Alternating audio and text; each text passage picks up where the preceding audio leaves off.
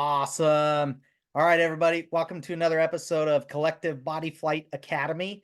Tonight we have Steve and Emily with an awesome discussion about two-way VFS. Just want to remind all viewers out there and listeners, this is about progression. This is about tips and tricks. We're just here to make flying awesome and help people think through new ways to become more awesome at the sport we love. Josh, how you doing tonight, my man? I'm doing awesome. Hey, I'm ready to talk some VFS. I want to make sure that I got this correct with you guys. You guys are Sit Show Inverted, right? That's your team name. And if I understand the history right, you guys pretty much had like a 3-year run working your way up to open class, right? You competed at Paraclete in intermediate and then won, and then in advanced and won, and then this year competed in open class and got third. Is that right? That's right. Yeah, before we joined up, Emily had another teammate. She competed at nationals a few years in intermediate, and then we both happened to be looking for teammates for our New Hampshire comp, our local comp, and we joined up, did that comp, and then just as you said, we went to Paraclete in intermediate, won that. Next year went up to advanced, won that, and as you said, this past year we went to open. So a lot of rapid progression, a lot of quick learning. I actually had the honor of watching you guys compete at Paraclete this year. I was there coaching an advanced team, so I watched pretty much the entire VFS competition and saw you guys, and I was pretty impressed with your flying. And then after watching the videos you guys sent in tonight, I was actually more impressed because there's some really good stuff in those videos you guys sent from New Hampshire. We appreciate that. I mean, I know as you're familiar with, the Paraclete comp is mostly a belly comp, so most people are excited just to see anybody who can transition, but to have someone like you who actually knows what they're watching is meaningful. And that was quite the crowd they had too. I know that the team I was coaching, Sean and Quentin, they were saying like, this is the most people we've ever seen anywhere with anything skydiving related, and they're like in the observation tube. Did you guys find that was like a factor in your competition, or was it were you guys pretty much just on point once you got in the wind? I mean, I think we try and stay focused. I mean, it's our third year, so we've kind of gotten used to it a bit. It's definitely a big crowd, and they're as I said, they're kind of enraptured by the VFS because it's something most of them aren't familiar with. So I think, me personally, I'm able to block it out until the lights start flashing. You start looking around and seeing how many faces are actually out there. Mm-hmm. Indeed. What an amazing competition. That time is where you're anxious, and then as soon as you're in the wind, it all goes away, and you're just kind of flying like you always do, like you're at home. Yep, that's pretty much it. That's awesome. Well, as we're kind of chatting through some videos today, before we dive in, did you guys have any goals or thoughts about what you wanted to get out of our conversation tonight when we're watching video? I mean, honestly, anything and everything. I mean, I think there's some stuff we feel comfortable with. I think our back belly is pretty strong, but it's always how do we get that extra point or two? And then I think the vertical stuff, anything as far as engineering or there's probably certain formations we'll talk about, the head down double out face that we definitely like some, which is super challenging that we'd like to slice on. But really open to anything and everything for sure. Awesome. And then another curious question, 3 years as a team, to go from, intermediate to advanced to open is pretty amazing in that time. How much are you guys getting to fly, just to give everybody listening like an idea of what it took to get from there to competing in open? Because that is an accomplishment and a massive win just in itself. To safely compete in open is an incredible feat. I don't know if Emily has her spreadsheet up, but she diligently tracks not just our tunnel time, but all of the tunnel time. So she can probably give you the exact numbers if she has it up. I don't have it up, but I do know that Steve and I have around 25 hours together as a team flying. And throughout kind of the winter, we were averaging around an hour and a half of flying each month. Nice. Fantastic. Yeah. Well, Josh, before I dive into videos, any thoughts or questions, or just check out round one? I think we should just check it out. Nothing better than talking VFS, so we should just get cracking. I love it. We got 4 videos tonight. I'll just start with round one. And we love to just kind of let it play for a round and then back up and cover thoughts. Can you guys see this? Is it playing okay on everyone else's screen? Yeah, I can see it. Awesome. Belly back draw. Grip 360 grip. Back side body, back cat. Am I counting this right, Josh? Nick? Yeah, I think so. I'm just counting the points. We're peeking at this a little bit, and Josh is like, man, this looks like a young collective. This is a clean round. We It's- appreciate that. I see a lot of little subtle engineering pieces, cheating the grips, level change on the grip. What do you think the points are on this, Josh? I mean, I'm not sure. I would guess that they're probably like in the high 20s or at least into the 30s. I don't know exactly where the time ended. I was counting, but you know, seems about like a point a second. So have you guys tried launching? I'm sure you've tried it at some point, but launching the cat head to feet instead of launching it in a line? I think we might have played with it a while ago. You know, where one thing with this tunnel especially is there's not a lot of wind by the door, so the timing on launching stuff like that. Because I know I'm thinking back to we tried to, you know, we do the cross backstar, which I know a lot of see the teams that you coach do as well. And we try launching that, and sometimes the timing's not right. Emily will end up with my knee in the back of her head. So sometimes those types of things where a little launching crossbody can get a little sketchy. So it's Rubbing not. is racing. Yep, exactly. So the reason I ask is because so you guys were wondering about like how can we add that extra point or two.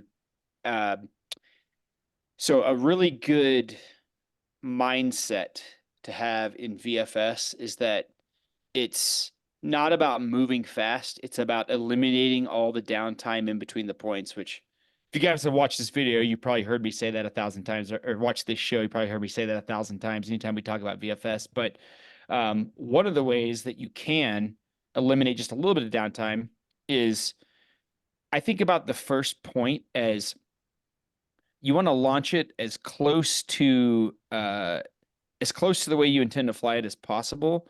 So you can use the first point, the launch, basically as a cheater to get to point number 2. And you're kind of doing that already. I mean, you're launching and you have the point built immediately. But when you drop the grips from the cat, now, you know, it takes about a second or two for you to come back around into position to meet up head to feet to build the next point. And I think like with what I'm seeing with your VFS is it looks pretty much spot on. It looks dialed in.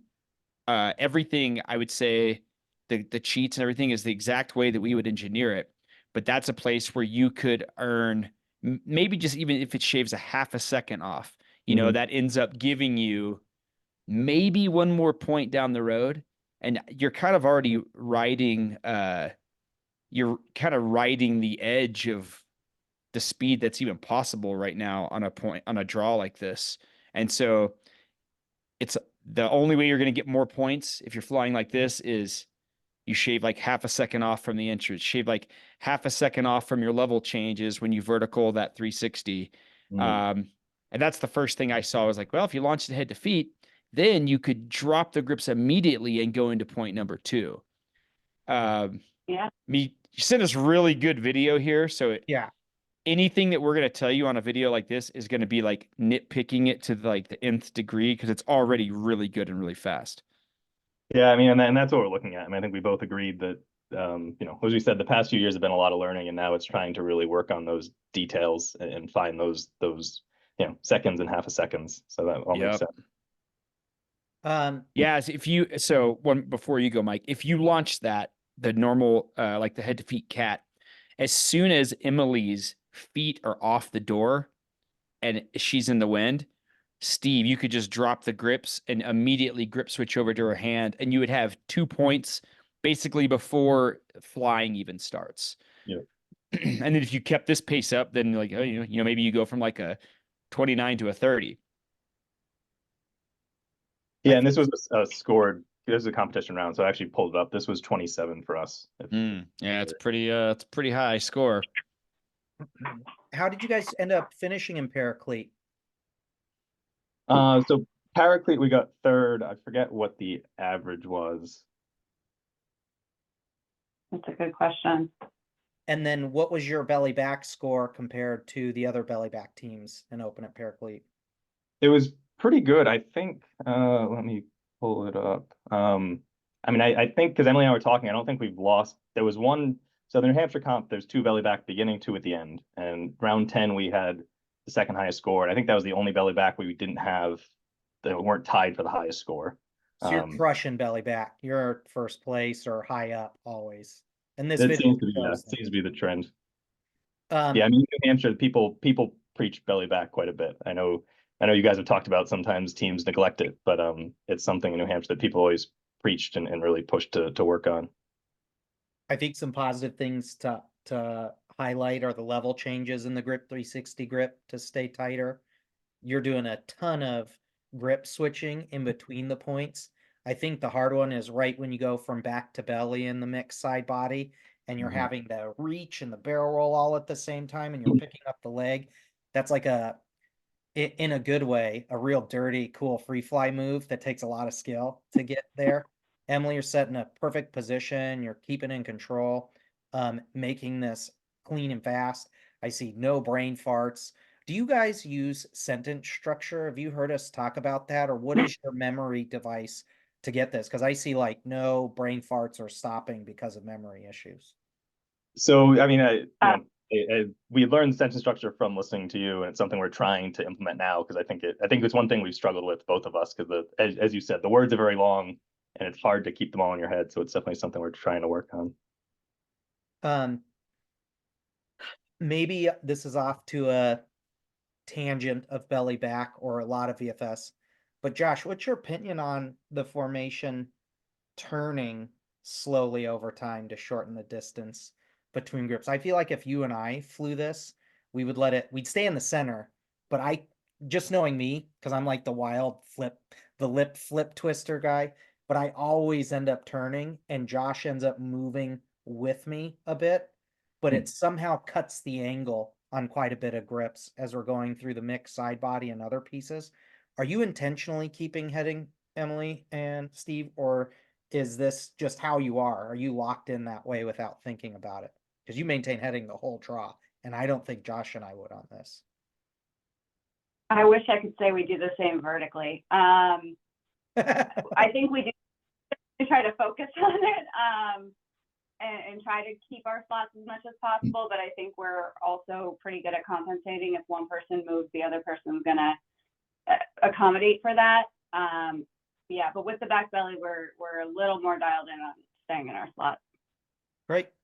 I just bring it up because I know sometimes correcting for the slot can cost energy and time that could have been put into scoring points. It's a really fine line to walk, and as Josh said earlier, it's like nitpicking perfection. We're like grading the last 5% and the other 95 is great. But a thought might be exploring or letting that develop as you fly more and more and more. Just based on the round. I feel like the mixed side body, it takes more effort to keep it perfectly 90 degree than it does to let it open up. And I know when I'll do that with Josh, I'll open up because I'm worried about getting level in the grip harder, and he'll just turn 30 degrees or less to close the gap. So it's almost like a clock hand the whole time where it's like, I move this way, he comes and meets. I move this way, he comes and meets. And because I'm not putting effort in as much into levels or heading, it's a little faster. But who knows, that could be different for you than us. It is not a critique, just an interesting thing to talk about in shaping belly back or any VFS draw. I think something we found is it would turn like 45 degrees each page is about what we found. So the whole thing would rotate like a clock. Yeah, like Mike was saying. No, it's some great theory for us to kind of think about and work towards, and kind of, this is the time of year to do it because we're still a long way from the competitions. Yeah, epic video, really awesome belly back draw. And so before we move on from that, I want to ask you guys, are you guys, when you're engineering, are you identifying areas where there are sprints? Have you guys been, are you familiar with like how to identify a sprint, and are you looking for that in your engineering? So I'm familiar with it a little bit because I do some four-way belly as well. And we've got the random sprints between blocks. It's something that, we've sometimes we'll do a drill. We'll say, let's just go on our back and only do back points and try and, keep a certain pace or something like that. But we're not necessarily identifying them through draws right now. So I would start Yeah. thinking about that. Sorry, what were you gonna say, Emily?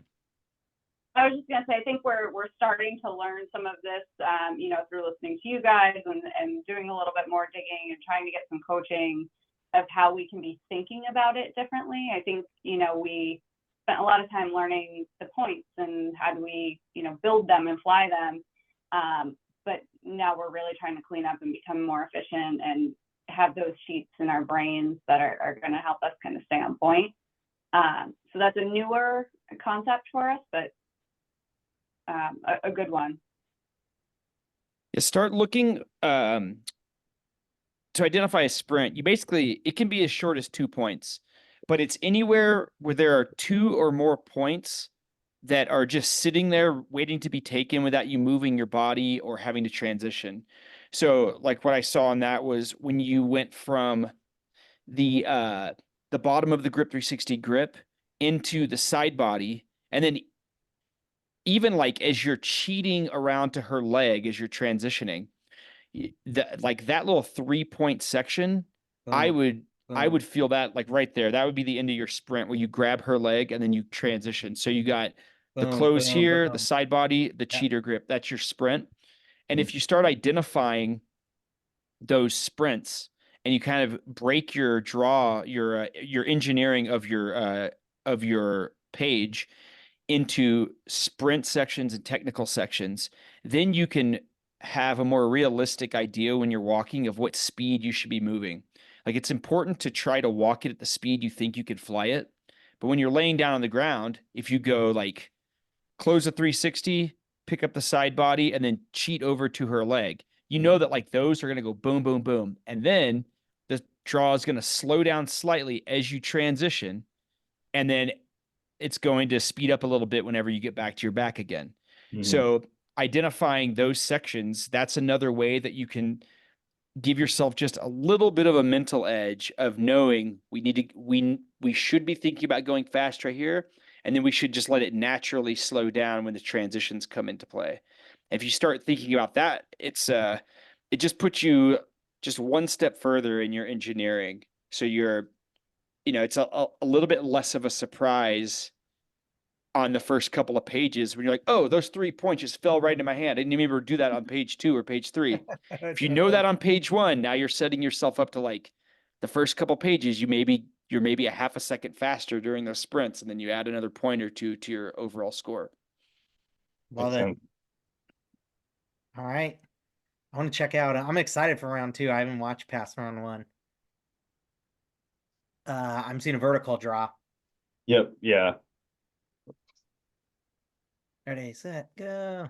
Skydive.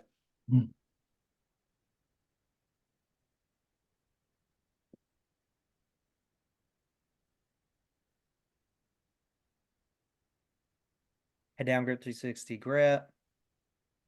Great cheat. Nice. Head up, in-face double. Stare. Eat. Foot to foot.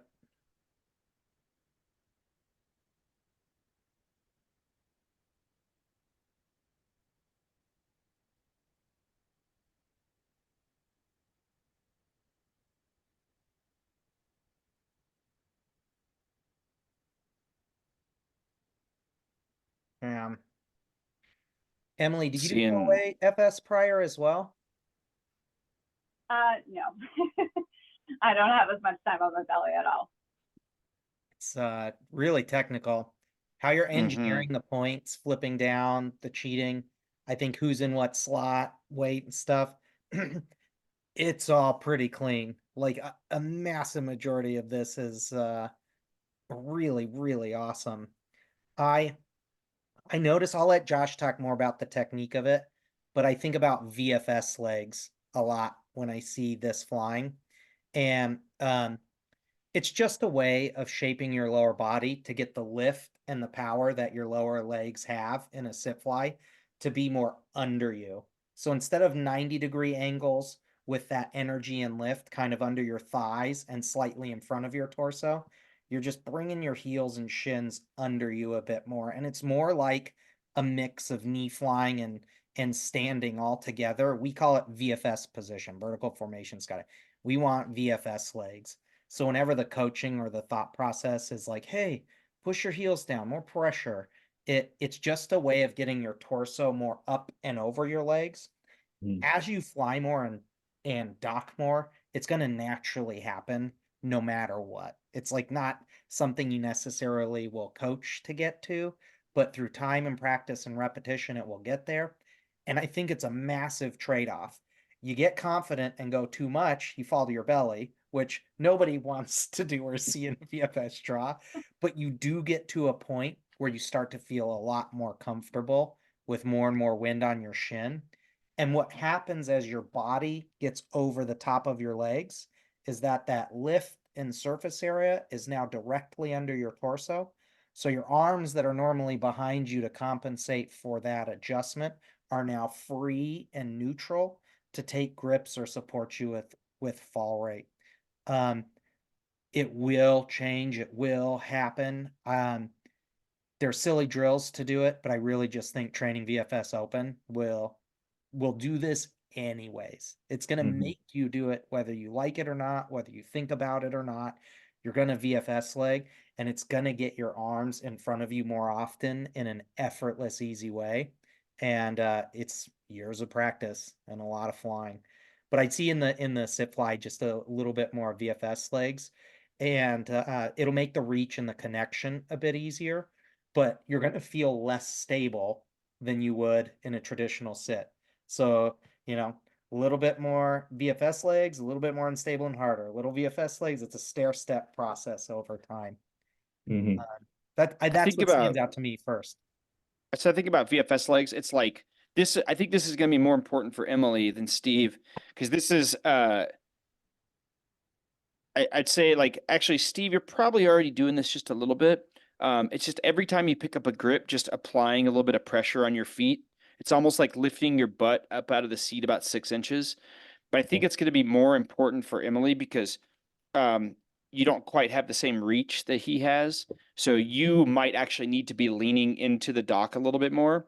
And by lifting your hips up out of the seat about 6 inches, that allows you, like Mike was saying, get your center of gravity a little bit further forward, so you can actually reach into the dock without your legs washing out from underneath you. So we came up with teaching this idea of VFS legs because in VFS, anytime you go to take a grip in a sit, if you're not applying pressure, you just fall over backwards. And so we started teaching people, like, every time you go to pick a grip, you push your feet down, lift your butt up out of the seat. And then we started thinking, like, that's what we do when we fly VFS. Okay, well, let's just give it a name, VFS legs. That's what we're going to call it. And instead of only doing it when you dock, you should just start doing it all the time because you want your arms to be free. So right there, Emily, you can see your leg position, like your knees are at about hip level. Push down so your knees are at about a 45-degree angle from your hips. If you were sitting in a chair, it's just like pushing on the ground and lifting your hips up out of the seat. And that would give you just a little bit more range on your docks.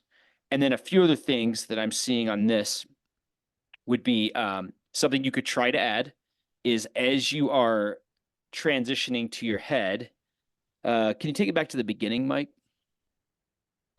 So on this first transition, a cheat you guys could try to practice would be transitioning together while holding that stair step grip on the leg, and it would probably require you guys both to go the same way. I don't know if that's in the skill set, but that's a place you could add another cheat. Remember, a cheat's only a cheat if it makes your team faster, so it's an experimental thing. I'm seeing on the soul to soul, something that would definitely help Emily would be getting into a stag. So you could get your front leg in that stag, I guess in this case, it's going to be your right leg, getting it up higher. So you can actually be down lower on his body as you present that dock instead of having to be a full body length above him. That would That makes definitely sense. speed up the soul to soul build a little bit. And Yeah. then I'm seeing also some level issues when you guys go to outface. Again, it looks like, I don't mean to pick on you, Emily, but it looks like you're sinking out a little bit on that one. And that might be, I think that would actually be helped by VFS legs as well. Because as you are spinning to outface, your arms are kind of coming up like this above your head and you're sinking out.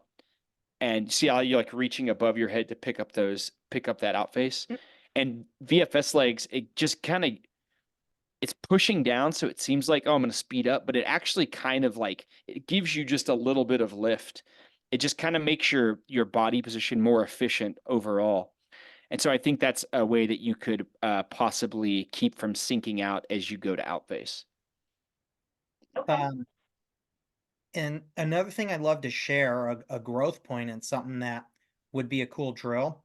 When we're going sit to head down, there's a lot of tendency to loft. That's pretty normal. There's some upward movement. And level change eats a lot of time and power. And so I think we talked about it with download in progress with your team, Josh, just about the tightness of the transition when they're going to head down. And Mhm. I would recommend trying in time. And this is another VFS legs thing in that it's going to take time and it's a bit of style, but it is a bit of speed and it can become a cheat with time. But if we're more on level where the head and hips are switching position and not moving around the head, the cleaner and the faster you'll be. And it's going to be important in all tunnels you go to, but it's going to have a different result. In Denver, in New Hampshire, in SF Bay, if you float in the transition, your legs get into weak air. Then you fall and sink and have to use more effort to slow down and recover. In a new 14-foot tunnel, if you loft, now your legs are in the power band, it's going to pull you higher. A different issue of recovery issues. So think about in the transition and maybe drilling where you practice a handhold and flip and let your arm act like a shock absorber, a little bit looser, have a little more give to it, and try to get your other arm and your knees and ankles and calves tighter together in the backflip, almost touching. Let's watch and see how wide legs are in the flip. And it's just enough when you're flying, head down in a tight suit, that if you're even a couple inches wide, it's going to make you float really hard. You And could see so, that you can see as she goes to her head, she's basically already in a daffy, like before she gets off her back. So you can think about just cannonballing a little bit longer. But let me ask you this. Yeah. Are you floating up because you're going to the stair step? A little bit of I do try to think about being a little more of a cannonball on my transitions, but because this was a stair step, I was not doing that as much because I knew I needed to be a little bit higher. But also when we get into dive flow mode, sometimes remembering those mechanics goes by the wayside. So it's a little bit easier to kind of go back to what's comfortable, and that is kicking the one leg out and kind of popping up. So it's definitely been a focus area of mine to improve on. So when you build the stair step, try to build it on eye level, and instead of you floating up, have him push his front knee down.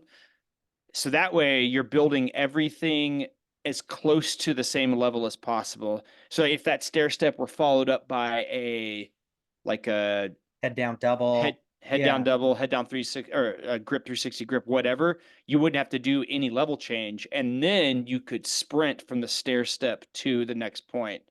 Like on this draw, that sprint isn't there, but you could be a little bit faster if the levels stay consistent. The level change it's the biggest time suck in all of VFS. So the less you can level change, the faster you'll be. A VFS drill that you could practice, but it's also kind of like a freestyle trick flying drill. I call it rising and falling transitions. So I'd love to see you do intentfully a lifting backflip to head down. And then the weird one, well, based on your body type, would be a descending transition. So integrating those just a hair, 2 feet, a 3-foot change, maybe a 4-foot change, maybe above the glass and to the net. Start small and safe, and then work your way a foot bigger and a foot bigger, but intentionally do a rising transition and a falling transition. I would even mix in, if you could, shelf and daffy or switch daffy. So like make yourself go to the shapes that are kind of new, like shelf rising, shelf falling, regular daffy rising, regular daffy falling, and then switch, just to set yourself up to have all those different pieces. This could be a team drill with a grip. Can you do a linked rising flip to your head? Can you do a linked descending flip to your head? And then from head back to sit as well. And just intentionally thinking through the levels. If we took out all the time that you were going up and down more than a foot, and that was just left for points, you'd start to feel that 20-point average in the vertical rounds, mid 20s, low 20s. 5 points, you'd be in high 20s every time. Awesome. All right. We True need to dat. get to. Add that to the list. I love it. Josh, any more on this one? How you feeling? Good. Let's see the next one. Yeah, it's been a long time since we've been in New Hampshire, buddy. Mm-hmm. It probably hasn't changed much.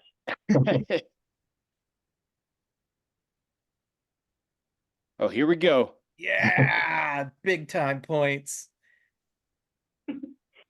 Woo! This is a murdering This is a round. Yeah. technical. There's no Such a sprint in this. difficult round. Okay, A lot of good feedback in this one. step 1, don't die. This is- yeah. Don't die. Wow, okay. For people watching, we have head down, out face, hardest point in the draw. And then you also have the longest, and I think typically the most difficult block, which is head up, grip, flip, grip. Something about front flips at a fast speed has been challenging consistently for my whole life of coaching. There's just something about, It's a and tough one. I think it's passing over your belly. That moment in time, you're passing over your belly during the flip. If it's fast enough to hold head down in a sit, is unforgiving, brutal, massive surge in surface area. It pops you, it sends you up. This is where rising and falling transitions can help. This is where tightness, cannonballing, hips in, knees in, thighs in can help. Flying and sit VFS legs can initiate a harder rotation. Awesome. So Mike Emily, Mike that was is the perfect. Mike is the flip master. So Mike, I want to tell them a little bit about. We're going to start with flips because it's easier than talking about head down, out face. Okay. But I'll talk about the strategy because I see a place where you guys could improve your flip strategy. And then Mike, you should tell them what you told my team about doing flips. Yep. About the arm position. Yep. So let's start with strategy. So right now it looks like Emily is closing, like you're flying in and going for the close after your flip. The way you guys have your staging set up, Steve is flipping first and then Emily is flipping after. And that is actually a really good way to cog a flip. But I would switch jobs a little bit. Have Steve be the one that's closing and Emily presenting. So Steve starts the flip. Emily, when you see that he is upside down, that's when you flip.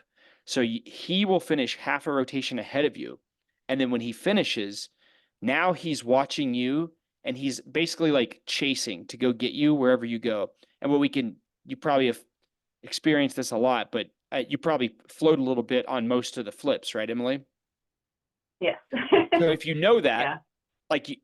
that's not like the worst thing ever. That's actually, if you know that happens, just Helpful. build that into the strategy where you cog this. Steve starts when Emily sees that he's upside down. Emily goes. Steve finishes half a rotation ahead. He's watching Emily. He's popping up. And as she finishes, boom, you go in and grab the point. So what starting a half a rotation ahead of her does is it lets you track the finish of her maneuver and go get her as soon as she finishes. We actually had this exact same issue. I would always float way more than Mike. So instead of like spending hours and hours and hours trying to make my flip like not go anywhere, it's just like, okay, well, I'm going to go up like a foot, Mike, just come get me. And we got to the point where when I would finish, I would just have my hand out like this. And as soon as I finished, Mike would just boom, be on it because he was cogging it and watching me go. But that said, Mike, tell them how to fix their flips. So I like to divide the body into arms, legs, and torso. Arms are the smallest, weakest surface, but you're the most aware. Legs are a medium amount of surface and muscle. You're a medium amount of awareness and control. And then the torso is the biggest amount of surface area, but usually the least amount of control and awareness. So let's just break it down piece by piece. I'll start with the arms. Arms can create a ton of surface area. And if we watch this flip here, we got Steve kind of coming back with the arms. Emily, very same piece. What I see is arms are a little bit farther back, and that's increasing surface area, which is good because it's creating rotation, but it is providing a little too much up. And you don't need that much up. So I don't know if you've ever heard of like yoga. They call it like the breath of fire pose, or it's like a silly anime pose for like the hero character. They call it fists of fire, but you make a fist with your hand and bring it into your body super tight.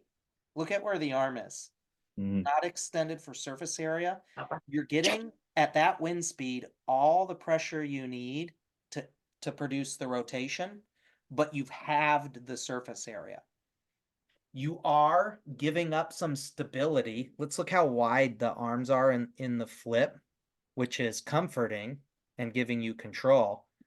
But the arms are wide, which is making you go up. So just little by little, try and bring the fists in, bend the elbow, and go from your sit to here. This fixed my team's flips immediately.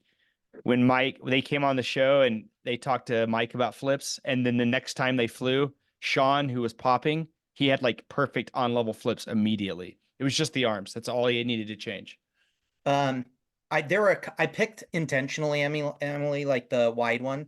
There are a couple where you are straight up like a Sonic the Hedgehog, super tight, balled up, aggressive flip, which you have to do with your body type. That's awesome to get there.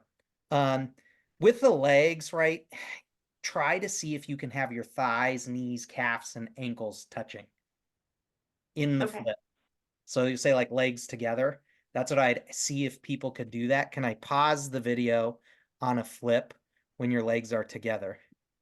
Whether it's back flip to head down or sit to sit front flip. It's you think you're doing it until you watch the video. And there's, some gap in there. And Steve, you don't need to on this one, but it could keep you a little tighter. Emily, see we're a little off axis in the throw, and there's a little bit of gap in between the legs. So, okay, arms, we got the arm technique. Legs, try to have them touching. The direction and the angle of the flip is going to come from your torso, your head, and your spine. When I was doing gymnastics and diving, my coach would always say, Mike, try to put your nose through your belly button.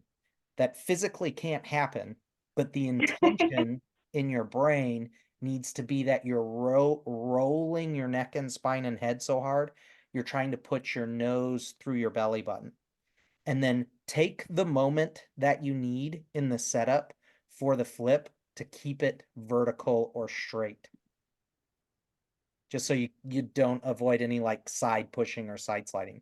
Remember how I love weird freestyle drills like lifting a flip or dropping a flip? You can also side slide a flip. So could you sit fly on one side of the tunnel and intentionally pivot your arms or go into a little bit of a stag and make yourself have side slide movement and then tuck a flip so that you move left or right a little bit? Can you control a sit to sit front flip and make it move to the side with coasting motion or a little bit of a push? A little mix of freestyle, a little mix of trick flying.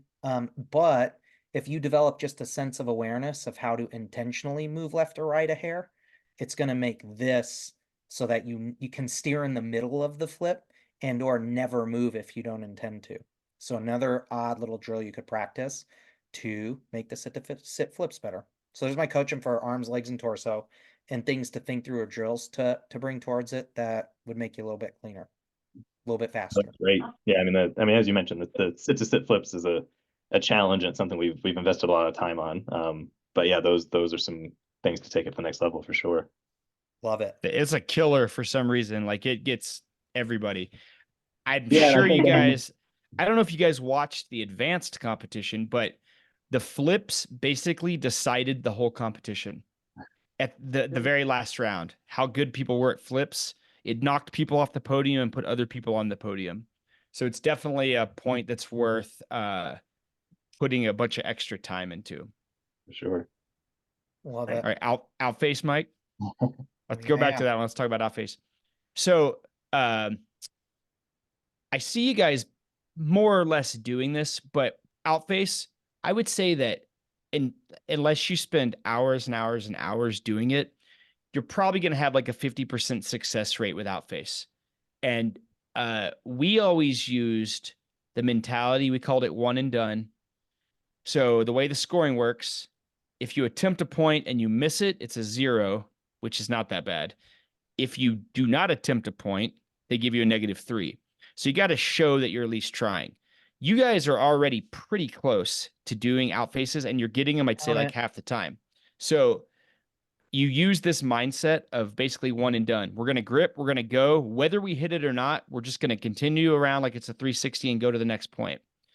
Now, something that you can do to give yourself a little bit more reach, like you're already pretty much perfectly set up. Like when you guys turn, either Emily's legs or Steve's legs, depending on the timing, your daffy is kind of interlacing like this, which is perfect. Mhm. So you guys are already kind of doing the hardest part. But something you can do with your starting grip to give yourself a little bit more reach is I can't tell exactly what the grip is, but there's a certain grip. So if one of you put your hand like this and the other one grips like this over the top. Now when you extend, the person whose hand is straight is able to get like full arm extension, and it creates like a hinge. So the two of you can really like extend that starting grip as far as possible. And it's super easy. It's just one person makes a karate chop, the other person rolls their hand over the top like this. And that will give you the most range on the starting grip. And then the rest of it is just look over the shoulder and reach and go for it. Do this Yeah. do this like 100 times, you know. How many attempts did it take you guys to get to the point where you're hitting those? I know. Quite- That's so close. Yeah, quite a few. Uh, I mean, our first mentality was just the don't die mentality, right? It was just, try it and try not, and then it was try not to blow it up, right? Can we stay on our heads? And then it was, oh, maybe we'll get close. So yeah, I mean, we definitely drilled these. We worked with some coaches at a high level on some techniques. But yeah, it took quite a bit to even get comfortable that they weren't going to be dangerous. What was kind of the turning point when you guys started getting them? Was there a certain like a key to it that you guys found? Yeah, so we actually went out and worked with J Russ for a weekend. And one thing he kind of told us was, one, it's the roll through, which you kind of talked about, right? It's as opposed to trying to hit it, it's one continuous motion, right? So you think about it, pick up and roll all the way through. And then the other thing is you can kind of see us doing it is picking that focus point. Once you get that turnout, is trying to keep that heading as you're picking it up, and so you're not always rolling your shoulders. You're picking that point on the wall or something to really be that point of focus, and that really skyrocketed. At least how comfortable we were and how close we were getting. So you guys are heading on the wall instead of are you looking over? Yeah, it looks like, yeah, let's finish that. Yeah, pretty much. Yeah, you guys looking out to maintain your relativity to the wall to make sure you don't get blown out, right? Essentially, yeah. Nice. I would share too, and Steve, this might be a similarity you and I have in roles because I was the bigger, heavier flyer. I did do something with my legs pretty unique, and this may be something you could try or play with flexibility, but there is a fourth leg position not shelf, not Daffy, not switch Daffy, but straight up straddle, skydiver straddle shape. And so when we were really successful with this, I got to a point where I needed more surface area and the Daffy didn't work to get as close as I needed to without burbling into his crotch, which figure out how that went, right? It wasn't good to burble into each other that way. So I had to figure out how to get lift with my back leg during that moment in time. We were passing through the back to back. And so I started going for the grip, the focal point, nice big stretch, and my leg would step through to a straddle and I'd hook my toes and I was hanging off of my toes and shins and legs in a big wide straddle. And that was smoother and better than giving up the lift on my back leg when it cogged through. Okay. So something you could play with based on flexibility, soreness, etc., to have lift or surface area during this move by switching up the Daffy. It's not something I'd regularly do. You could go in topped out and just practice just hooking your legs in a straddle and kind of rocking back and forth just to feel it. And based on how fast the tunnel is, how your shoulders feel that day, how your hip flexors feel, could you kind of control yourself vertically at your team's wind speed like this? And maybe it's a topped out thing to feel it out. And then you bring it down to whatever you're flying at to have it be a moment in time where it's not going to hold you forever, but it's more control than having the back leg burbled. Right. And you could do it as a drill where you just go from Daffy to straddle momentarily and then back to Daffy, because that's really, you'd be using this for like a split second. Right. Yeah, it really interesting. So that I don't know if there isn't many rounds you could pick with harder points than that. That's about as hard as it gets. If you can get through that, you can literally do anything in the dive pool. Survive, don't die. Yeah. Well, we've got some backstory. We spent a lot of times on Cradles and Eagles this year, and then they didn't come up in New Hampshire, and they didn't come up in Paraclete. So, Classic. Yeah, of course. Dang it. Next thing, you got to learn how to launch that head down out face. we saw one of your videos where you guys launched it. We watched it a few times. Yeah. This is another belly background.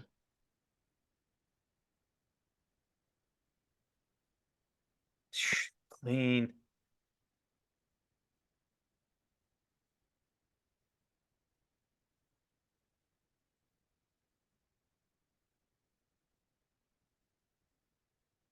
Can you pull the timeline up on the Yeah, start? I want to see the time as it plays.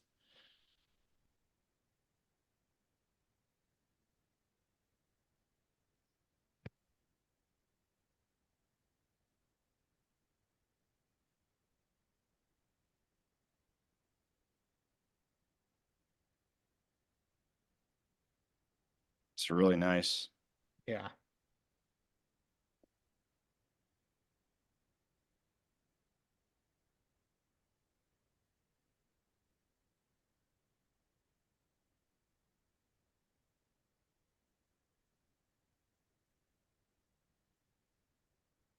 So like a 26 or something. That's pretty fast. Yeah, so it's 23. 23. Board, yep. Was that Oh. with busts, or is that did you have So any that was busts in that clean. one? That was a clean round. There was no bus. For over Nice. under, that's a longest belly back point. Yep.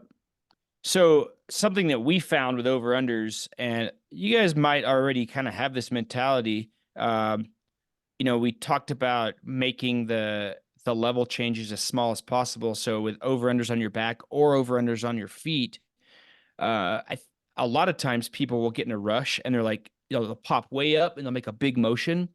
So what we always try to think was make that motion as small as possible. So on the back fly over under, looks like you're probably already doing this, Emily, is like you want to be just like 2 inches off of him as you scrape across the top, like just barely high enough to get through the burble, because it probably feels like you're flying it slower, but in reality, the path you're tracing through the air is much shorter, so it ends up being faster overall. And this is, about not moving fast, but just eliminating all the downtime. And we would do the same thing with sit fly over unders, where we would be thinking about just grazing our feet right across the other person's shoulders. So it's almost, not even high enough to clear it. You're almost like lifting your feet up to get across. Those look like they're already pretty tight. I bet you could go a little bit tighter. I bet you could close that gap down like another inch or two, which would make it just fractionally faster. When you do over unders, instead of doing the grip over under grip, try to like pass your hand across the back of the suit, like you go under. That's how I'd know. Like we would goof off and annoy each other by like poking each other in the back. It was so tight that that's how close we were to clear the bottom. And that would develop the feel of like, if I couldn't touch him on like the back of the suit where the logo was, then I was too far. So the goal became to be tight throughout the entire piece.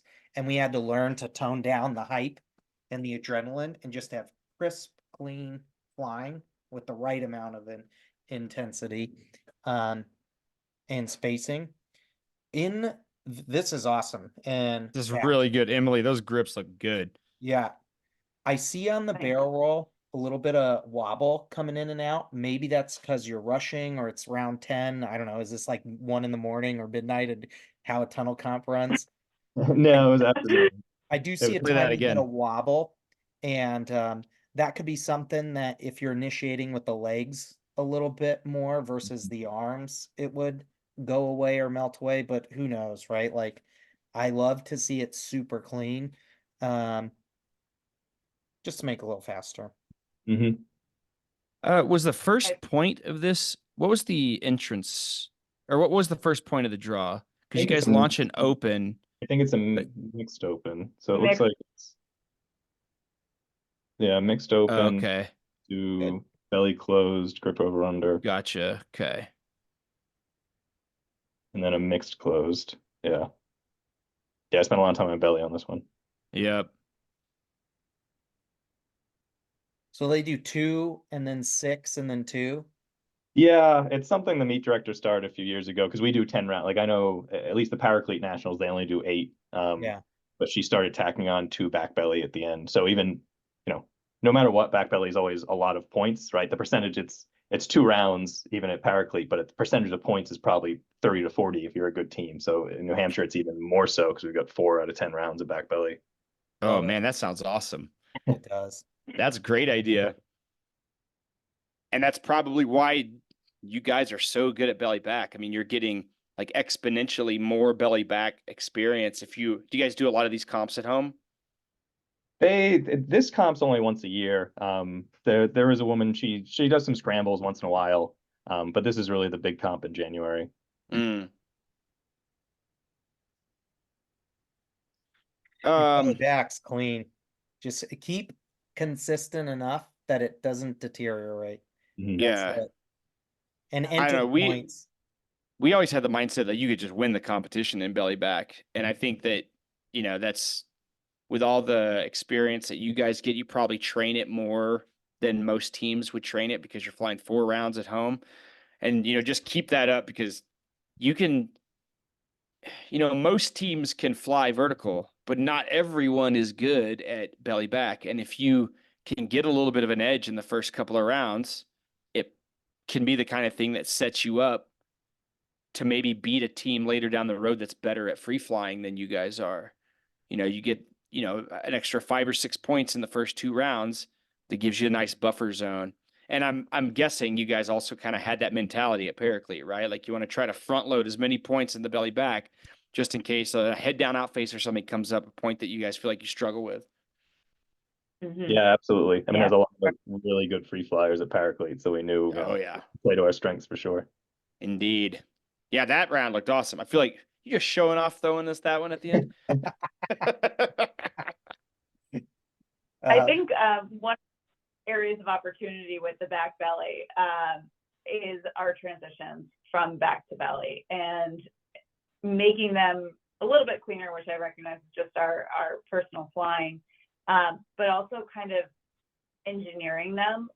So a lot of times going for the cat, the mixed cat, the stair step, those ones in particular can be a little bit of a challenge where it is at the 45, depending on what we're coming in and out of. So I think that's one of the areas that we are hoping to improve on. And, if there's anything that you guys see, I think the 45, allowing the formation to rotate is a really good takeaway for us, and something that I'm down to give a try and see if that helps to close that gap in time. But that's where we're losing our seconds, I think, is those transitions primarily. I've got a few things. So the first would be, I saw when you guys were closing those compressed accordions, it looked like you guys are pretty far away and you're reaching. So something that I learned doing MFS in the sky, like that reach really gets accented. If you reach, you're just gone. So what we would do is we would think about, instead of reaching with our arm, we would both do like a hip shift and push our hip towards the middle. It's probably something you're familiar with from flying belly, right, Steve? Like instead of reaching with your arm, you just bump the inside hip towards the middle of formation and it side slides you together. And something also, this was a trick that I would use, Emily, because I'm kind of the positions that I would fly very similar to what you would do. And so when I would roll to my belly, as I would come over, I would push my leg that's on the inside of the formation down into what we call knife edge, which is basically just taking your leg and pushing it straight down your knee, kind of like this. Okay. And what that does when you finish your transition, it cuts into the air like a knife. So it's basically, it's like an ice pick. It like sticks into the wind and it stops the wobbling. And also it's kind of starting to encourage you to move towards the center of the formation. And when you couple that with the hip shift, you find that like your transition will just place you right in range to pick up the grip.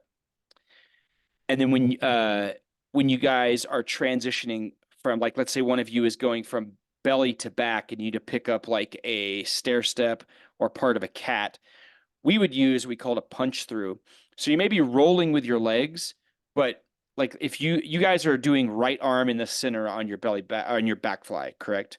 Right. So as you roll, you're punching your right arm through and you're trying to pick up the grip before you even get to your back, which is kind of, I think I saw you doing some of those the other way, Steve, in your first round, where you were going from your back and picking up the grip and then going to your belly.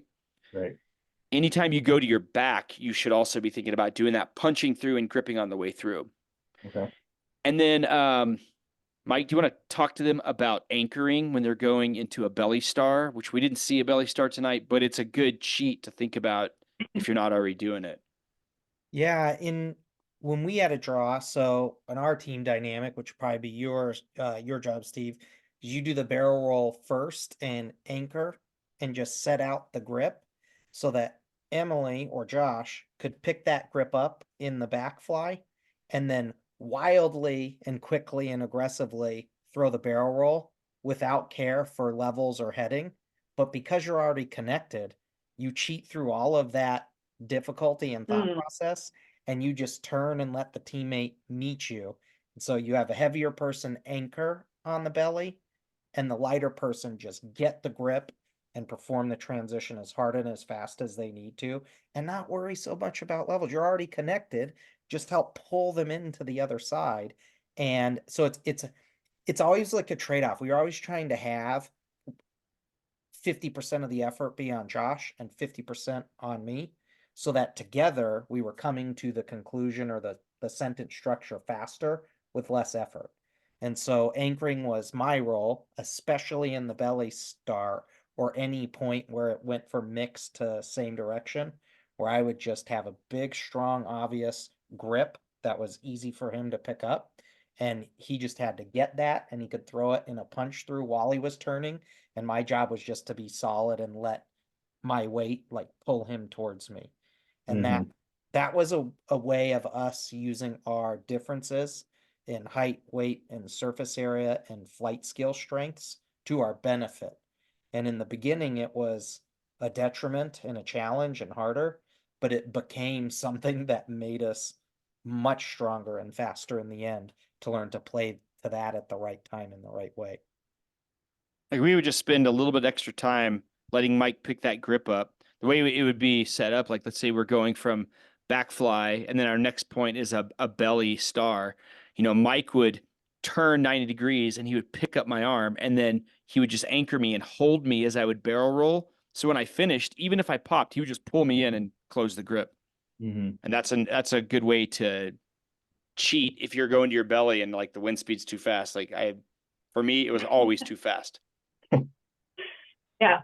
Yeah. It's always too fast for me too. So Yeah. You want to That's a try to good idea. spend the least amount of time on your belly as possible. And let's say that you get a Absolutely. round that's like, it's got like 3 belly points and 1 back point. Do you guys ever consider adjusting the wind based on the draw?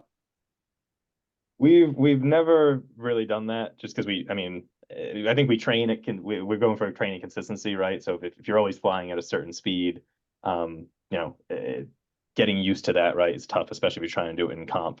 We've talked about it early on in the vertical rounds because especially, there's a size difference, right? So for us to fly vertical especially, but I think we've been able to iron it out where we're kind of comfortable with our set speeds.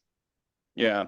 I mean, that's the kind of thing that you wouldn't do in the beginning, but there is like a maturation of a team. As you start to get into like your 4th and 5th year, that's like we have all the basics down. We can fly every single point.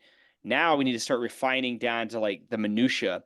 And that's something we started doing after several years where we would intentionally go in and practice and fly like 2% below or 2% above. And so we would have speeds for like, let's say we had a round that's like 4 points on your belly and there's 1 back point. Okay, so we turn the wind speed down. Mike practices flying just, 1-ish back point on his back at 70%, says 72. And now you have this little trick in your back pocket that if a draw comes up like that at competition, it's like, okay, well, we've been flying at 72. Let's go 70. You just tell the driver before you get in. And then if a round comes up that's all back fly, well, let's turn the wind speed up because anybody, you can pretty much fly up into the 80s on your back and still get the job done. So those are things that where a team gets to where yours is now. Now you actually start thinking about these contingency plans. Makes sense. yeah, I like that. Yeah, I think a lot of awesome stuff tonight. Stuff that stood out to me, just lesson wise and just thought process wise. Entering points, sprints versus technical sections, controlling flips, controlling levels, punch through, anchoring, a bunch of good stuff to be integrated there. Some drills, I think that would be awesome to play with, is just anything that helps you with VFS legs, which is mostly just watching video from a third person perspective and then making a subtle change over time. Rising, falling, sliding flips, playing with a bit of movement here or there just to make your flip more mobile and controlled and intentional. Um, I wanted to share some about the barrel roll. I think DV showed me this a long time ago, one of our old mentors. But with barrel rolls, he would have me get on the wall at a belly back speed and do half barrel rolls from one door to the other door and have your hand on the glass. And what it teaches you or forces you to do is get your Like hand rolling out. down the glass. Yeah, like going barrel roll, barrel roll, barrel roll, half Yeah. barrel roll. And it was really hard for me for a while, but I learned to make it so that my arms could reach and wouldn't mess up or change the pitch of my body or my surface area. And if your arms are out here docking on the glass, your legs have to get stronger, more precise, more aggressive, more confident initiation with the hip, the knee, and the heel to kind of push from back to belly, and then the knife edge from belly, knee down across the body to back. So you learn these techniques and just go around the tunnel with your hands on the wall one way to the other as a goof off, That's good. cool off drill will make your barrel rolls feel lasered in. Hmm. I thought of another drill too with the head down out face. It was a Daffy to straddle the Daffy drill, where if you start in your Daffy shape, kind of turn to the other side and just keep your feet in the same spot, like front wall, back wall. But now your body's 90 degrees off, then turn into the other my fingers aren't doing it right. Turn into the other Daffy, where Hmm. your body and chest have switched heading 180, but your feet go daffy, straddle, daffy. Feet Uh, stay locked in the same Straddle, yeah, place. Yeah, yeah. that's a good drill. Yeah, and that's gonna work on hip flexor, toe strength, fall rate skills. That'll just clean up and kind of give you a alien level of control of that head down out face skill. And yeah, that was all I had. A bit of drills and thoughts on things to play with. And then flips, the tightness in the flips, arms, legs, torso to control levels better. Yeah, that's all great stuff. I mean, this is our drill time. The competitions are still many months away, so that's why this year, even after Paraclete, we said let's start training now. And usually we kind of put it off to the fall or late summer, but this is the year we said let's come out the gate and let's this is the time to kind of drill and experiment and try and pick up those little things, then implement them into dive flows as we get later in the year. Are we gonna see you guys Springs Tunnel, Springs Comp in November? We'll see. We were talking about it. Usually my calendar is the restriction. But I know Emily wants to go. I hope we Yeah. see you. We're talking about dusting it off. We were told we'll never be a pickup team ever again. Yeah. It's awesome. It's been a pleasure visiting with you guys, getting to watch this amazing video. Hope these tips help bring the score up a little. We'd love to have you guys back again if you got questions, or invite other friends or competitors that you think this would be helpful for. Anything you Please. can do to grow the sport and just get people to this place in a more fun way. I don't know if it's easy, but anything we can do to make it more competitive, we love. And for anybody watching, Collective Bodyflight Academy at gmail.com. Submit videos. Let's get on the schedule. We'd love to do a coaching session with you. Any final thoughts, you guys? Any final questions for us? No, I mean, this has been awesome. It was funny because last year when we were training, Emily was saying that, she wanted to find somewhere to do two-way VFS coaching and training, and that, there's nothing we knew about. So once we kind of found you guys, this is exactly what we're looking for. So this has been awesome, and really appreciate it. Our pleasure. Yeah, thank you both for your time. It's been a wealth of information. I was taking some notes and then I remembered this is being recorded. So got some stuff to work on. Totally. And if you guys want to do coaching, come out to Colorado Springs, look me up. I'm coaching there regularly now. I would love to fly more with you guys in the future. I'd love to see you guys in the competition. And I think the most important thing is just keep tearing the tunnel a new air hole. All right, you guys. Thank you.